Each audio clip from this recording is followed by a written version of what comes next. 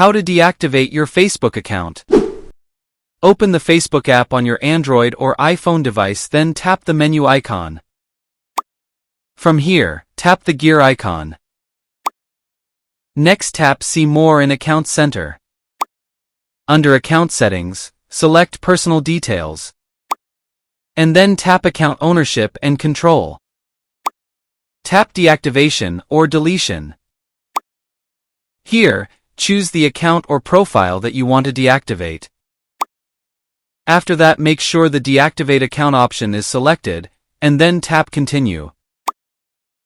Re-enter your Facebook password, then tap Continue. Select any reason from the list followed by Continue. Once here, scroll to the bottom of the page, then under Automatically Reactivate My Account in, select Don't Reactivate Automatically and tap Continue. Finally, to deactivate your account, tap Deactivate Account at the bottom. For more interesting videos, subscribe to our channel.